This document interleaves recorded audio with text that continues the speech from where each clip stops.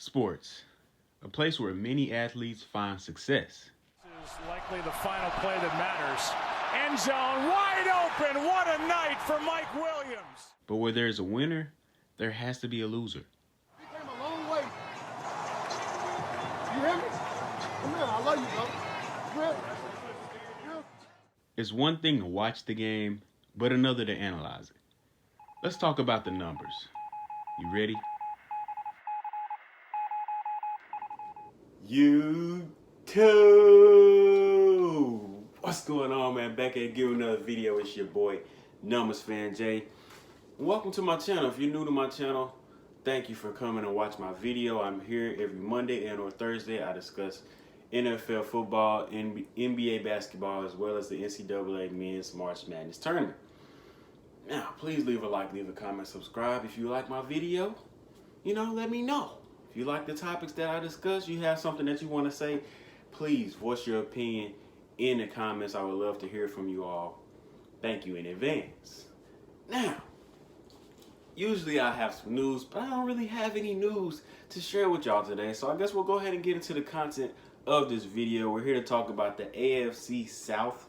And of course, we're going to start from the bottom like we usually do with the Jacksonville Jaguars. Now, the Jaguars are 1-7. They are 1-3 in the division. This team is going on to play the Packers this week, who are 6-2. Likely a loss. I don't want to waste too much time here. There's nothing really solid about the Jaguars besides James Robinson. Their running back, the rookie running back, James Robinson, he looks like a stud. I've seen him. He's played against my Chargers. I've got to witness firsthand that this guy can be a problem in the coming days. Of course, they also have DJ Chark, but he's not always... We haven't established him as a top 10 receiver. So he's a threat, but he's not really at the top. But anyway, we're going to leave that there because there are not a lot of Jaguars fans and not too many people care about the Jaguars. So we're going to go ahead and move on. Houston Texans. Texans are 2-6. They're 2-1 in the division so far. They're going on to play the Cleveland Browns, who are 5-3. That likely will be a loss and a win for the Cleveland Browns. For the Texans, they have the best quarterback in this division, right? But this quarterback is the 9th most sacked quarterback in the league. There are clearly problems along that offensive line, and there have been problems along that offensive line for the past 2 or 3 years, and they still haven't fixed it. So they have to figure out how they're going to keep their superstar quarterback off of his back for most of the game. This team, the Texans, also struggle defensively. We know their defense is terrible. I talk about them almost every week, needing to get something done on this defensive side of the ball. They didn't do anything when the trade deadline came along to help this defense or to even help this O-line. I don't understand what's going on in Houston. They're wasting Deshaun Watson's prime. They're wasting it. That's terrible. But this defense is 29th in points allowed, last versus the run, and 22nd versus the pass. There's nothing that their defense doesn't allow you to do. But we're going to leave that there as well. So the Texans not going anywhere anytime soon.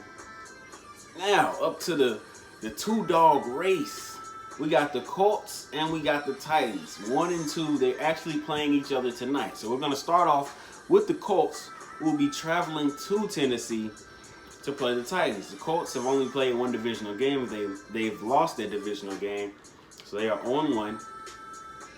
They have the best defense in this division, no doubt about it. They are 3rd in points allowed, 3rd versus the pass, 3rd versus the run. Offensively, this team is the least sacked team in the NFL, but the problem still lies. And people swear that I'm like attacking this guy and I don't like that he left. No, I'm just telling y'all what the facts are. Phillip Rivers is the least sacked quarterback in the NFL. Yet, his quarterback rating is 20th. And he's tied for 5th in interceptions with 7 interceptions on the year. He has 7 interceptions and he has been sacked 7 times. Something isn't adding up here, and it's definitely not the O-line's fault.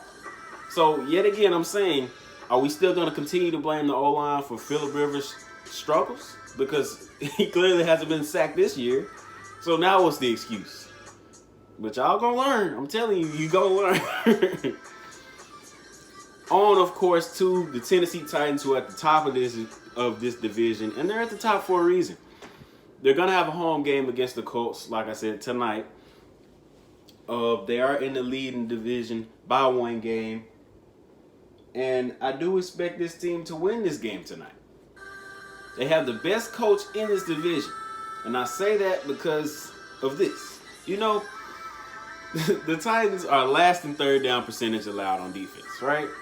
So what do? They go out and they figure out how to plug somebody into their most vulnerable spot on defense, which is slot defender. Desmond King for the Chargers, I believe, had the 3rd highest grade Pro Football Focus when covering slot receivers in the past 3 years. So they go out and do that. So their coach is in a win now mode. He knows exactly what they need to do. He knows where their weaknesses are, and he tries his best to coach them up and cover up those weaknesses. Also, this offense is 7th in scoring. This is the number 3 team in the NFL on 4th down offensively. They are only 2nd in turnovers. They've only turned the ball over. Nobody's turned the ball over less than them except the Green Bay Packers. They have 4 turnovers. The Packers have 3. This team is also 6th in rushing. They have the 2nd leading rusher in the NFL and the best running back in the league in Derrick Henry. They also have A.J. Brown, who we all know is an explosive receiver, big play receiver.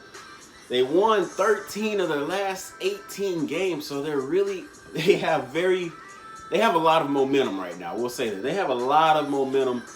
It looks like a team on a mission.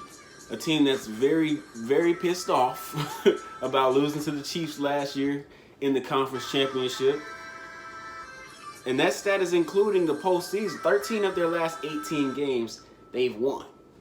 So the Titans, they're looking real scary right now. But I will say this going into tonight's game. The Titans' last win over the Colts in Tennessee was in 2017. So that's yet again another thing to motivate them. Don't be surprised if Tennessee blows out Indianapolis tonight. I really do expect Phillip Rivers to have 2 or more turnovers tonight. I'm not even going to lie to you. He's done this a lot in the past year. Primetime game, doesn't show up. That type of thing. But that's it for the AFC South for y'all today. Leave a like, leave a comment, subscribe, hit that notification bell. If you're new, thank you for your view. I appreciate you. What do you think about the AFC South? Do you think that the Titans can win it again? Do you think that the Colts are going to make a run for it at the end of the year? Or do you think they're going to win tonight and take over the top spot of the division? What do you think? Let me know in the comments below. It's your boy, Jay. We out of here.